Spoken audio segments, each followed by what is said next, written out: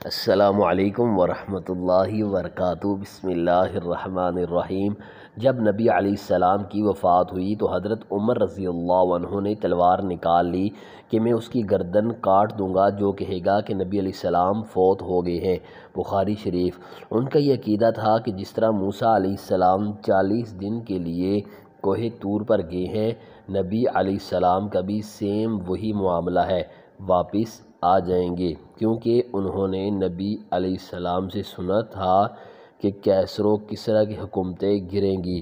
ابھی تو کیسر و کسریٰ کی جنگیں ہم نے لڑی نہیں ہیں، تو حضور اس سے پہلے کیسے دنیا سے جا سکتے ہیں؟ لیکن اللہ نے تو آپ کو پیغمبر بنانا تھا کہ آپ کے جانے کے بعد فتوحات کروانی تھیں، تاکہ پتہ چلے کہ پیچھے اللہ کھڑا ہے۔ اپنی زندگی میں تو بڑے بڑے بادشاہوں نے فتوحات کی ہیں۔ نبی علیہ السلام کی دعوت مکمل ہو چکی تھی۔ حضرت ابو بکر رضی اللہ عنہ، پھر حضرت عمر رضی اللہ عنہ، عثمان، علی کے دور میں جا کے فتوحات ہوئیں۔ جبکہ عرب قبائل بھی مرتد ہو گئے، تب بھی اللہ کی پیچھے سپورٹ تھی۔ اللہ نے اس دین کو غالب کرنا تھا۔ تو بخاری کے الفاظ ہیں، حضرت عمر رضی اللہ عنہ نے کہا میں اس کی گردن اتار دوں گا۔ حضرت ابو بکر رضی اللہ عنہ آئے، انہوں نے حضرت عمر رضی اللہ عنہ کو دیکھا، اگنور کر کے سیدھا حجرہ عائشہ رضی اللہ عنہا میں گئے۔ نبی علیہ السلام کے مبارک کفن کو ہٹا کے آپ کے ماتھے پہ بوسہ دیا اور کہا، یا رسول اللہ صلی اللہ علیہ وسلم، اللہ آپ پہ 2 موتیں جمع نہیں کرے گا۔ ایک موت تو سب کے نصیب میں، اب تو ہمیشہ کی زندگی آپ کو اللہ نے آخرت کی زندگی دے دی ہے۔ اور پھر باہر نکلے۔ حضرت عمر رضی اللہ عنہ کو کہا کہ عمر بیٹھ جاؤ۔ حضرت عمر رضی اللہ عنہ نے بات نہیں سنی تو حضرت ابو بکر رضی اللہ عنہ ممبر کی طرف چڑھے۔ ممبر پہ چڑھے اور لوگوں سے کہا کہ عمر رضی اللہ عنہ کو اس حال پہ چھوڑ دو۔ حدیث کے الفاظ ہیں کہ لوگ حضرت ابو بکر رضی اللہ عنہ کا خیال باقی صحابہ کی نسبت زیادہ کرتے تھے۔ حضرت عمر رضی اللہ عنہ کو تنہا چھوڑ کے لوگ حضرت ابو بکر رضی اللہ عنہ کی طرف متوجہ ہو گئے۔ پہلے وہ جو سارا میلہ ان کے گرد لگا تھا شفٹ ہو گیا، تو انہوں نے حمد و صلوات کے بعد انہوں نے کہا، اما بعد، سر کلیجے پہ کتنا بڑا پتھر رکھا ہوگا۔ حضرت ابو بکر رضی اللہ عنہ نے یہ جملہ بولتے ہوئے کہ جو محمد صلی اللہ علیہ وسلم کی عبادت کرتا تھا وہ جان لے کہ محمد کو موت آ گئی ہے، اور جو اللہ کی عبادت کرتا ہے وہ جان لے اللہ زندہ ہے، اللہ کو کبھی موت نہیں آنی۔ کیا توحید کی تعلیمات ہیں! حضور صلی اللہ علیہ وسلم کی میت کے اوپر حضور کے فضائل بیان نہیں ہو رہے، توحید بیان ہو رہی ہے۔ کیوں؟ پہلے بھی انسانیت نے رزق لیا۔ دنیا کا سب سے بڑا شرک ایک پیغمبر کے نام پہ تو کھڑا ہوا ہے، عیسیٰ ابن مریم کے نام پر۔ نبی علیہ السلام کوئی عیسیٰ ابن مریم نہیں، اللہ کے بندے ہیں۔ ایسے تربیت یافتہ وہ صحابہ جو کل تک آپ کے وضو کا پانی نیچے نہیں گرنے دے رہے تھے، آج وفات پہ کھڑے ہو کے فرضی خطبہ دے رہے ہیں۔ جو محمد صلی اللہ علیہ وسلم کی عبادت کرتا تھا، جان لو محمد کو موت آ گئی ہے۔ اللہ اکبر۔ جو اللہ کی بات کرتے تھے، جان لو کہ اللہ رب العزت زندہ ہے۔ پھر آیت بھی پڑھی، صرف فرضی جملہ نہیں بولا۔ آپ تو کہہ رہے ہیں شرک ختم ہو گیا۔ حضرت ابو بکر رضی اللہ عنہ کہہ رہے ہیں جب شروع نہیں ہوا تھا اس وقت بھی کہہ رہے تھے کہ نبی علیہ السلام کو کسی نے خدا نہیں بنایا، کیونکہ بخاری کی حدیث ہے، دیکھنا میری شان کو اس طرح بلند نہ کرنا جس طرح عیسیٰ ابن مریم کو لوگوں نے کیا۔ میں اللہ کا بندہ اور اس کا رسول ہوں، مجھے اللہ کا بندہ اور اس کا رسول ہی کہنا۔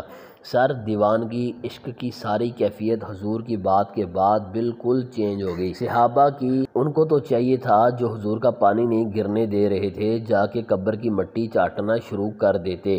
ایسا نہیں ہوا، وہ تعلیمات کی باؤنڈریز کو کراس نہیں کرتے تھے۔ تو پھر انہوں نے آیت پڑھی، سورہ آل عمران، آیت نمبر 144، محمد تو نہیں مگر ایک رسول ہی، اگر یہ فوت ہو جائیں یا جنگ میں قتل کر دیے جائیں، شہید ہو جائیں، کیا تم دین سے الٹے پھر جاؤ، جو کوئی دین سے الٹے قدم پھیرے گا اللہ کا کوئی نقصان نہیں کرے گا اور اللہ ثابت قدم رہنے والوں کو جزا دے گا۔ پھر سورہ زمر کی آیت نمبر 30 پڑھی، اے نبی صلی اللہ علیہ وسلم تمہیں بھی مرنا ہے اور ان کو بھی موت آنی ہے، تمہارے مخالفین کو، پھر تم اللہ کے حضور جھگڑو گے، اللہ تمہارا فیصلہ کرے گا۔ یہ سیدنا ابو بکر رضی اللہ عنہ کی حضور کی وفات کے وقت استقامت تھی۔ پھر جھگڑا کھڑا ہو گیا، حضور کو دفنانا کدھر ہے؟ جامع ترمذی میں حدیث ہے، سیدنا ابو بکر کہتے ہیں میں نے نبی علیہ السلام سے یہ بات سنی تھی کہ اللہ اپنے پیغمبر کو وہیں پہ موت دیتا ہے جو اس کے لیے سب سے پسندیدہ جگہ اللہ کے نزدیک ہوتی ہے۔ تو حضور کی جو چرپائی ہے اس کے نیچے ان کی قبر کھودی، وہاں پہ اللہ نے ان کو دفنا دیا۔ پہلے صحابہ میں رائے نہیں طے ہو رہی تھی، پھر انہوں نے پوچھا کہ نبی علیہ السلام کا جنازہ ہوگا؟ انہوں نے کہا ہاں ہوگا۔ اسی طریقے سے تکبیر کہو، سورہ فاتحہ اور اس کے بعد درود شریف، اور اس طریقے سے 4 تکبیرات پڑھو۔ لیکن ایک فرق تھا کہ نبی علیہ السلام کو پروٹوکول صحابہ نے دیا کہ آپ کی جو جنازے کی نماز ہے وہ جماعت کے ساتھ نہیں ہوئی۔ صحابہ نے یہ پروٹوکول دیا کہ حضور کی میت کی موجودگی میں بھی کوئی شخص امامت نہ کروائے۔ حجرے میں ایک طرف سے لوگ داخل ہوتے تھے، اکیلے اکیلے جنازے ادا کرتے تھے، اور ڈیٹیل میں آتا ہے 2-3 دن تک جنازہ ہوتا رہا ہے۔ پہلے یعنی مرد داخل ہوئے، اس کے بعد بچے، غلام، پھر عورتیں، اس طریقے سے سب نے جنازہ پڑھا۔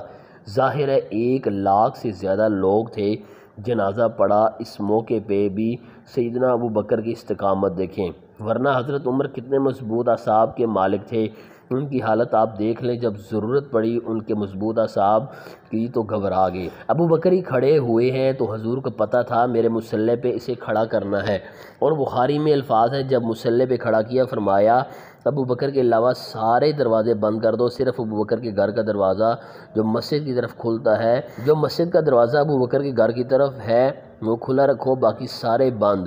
تو نبی علیہ السلام کو یہ پتہ تھا کہ کس لیول کا کس بندے کا یعنی ایمان ہے، اس کی اعصاب ہے۔ اور بخاری کے الفاظ ہیں جب حضرت ابو بکر نے خطبہ دیا، حضرت عمر کہتے ہیں میرے پاؤں بوجھ نہیں اٹھا سکے اور مجھے یقین آ گیا کہ حضور فوت ہو گئے ہیں۔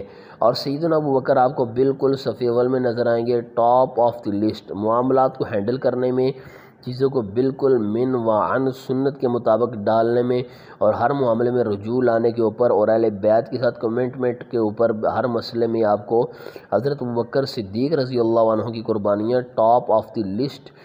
وفات کے بعد چند معزز صحابہ کرام اور اہل بیت رضی اللہ تعالی عنہم کے مردوں نے آپ صلی اللہ علیہ وسلم کو غسل دیا۔ ان میں سیدنا عباس، سیدنا علی اور سیدنا فضل رضی اللہ تعالی عنہم تھے۔ انہوں نے آپ کے پاکیزہ و طاہر جسم کو سنت پر عمل کرتے ہوئے دھویا، ورنہ وہ پہلے ہی سے بہت زیادہ پاک تھا۔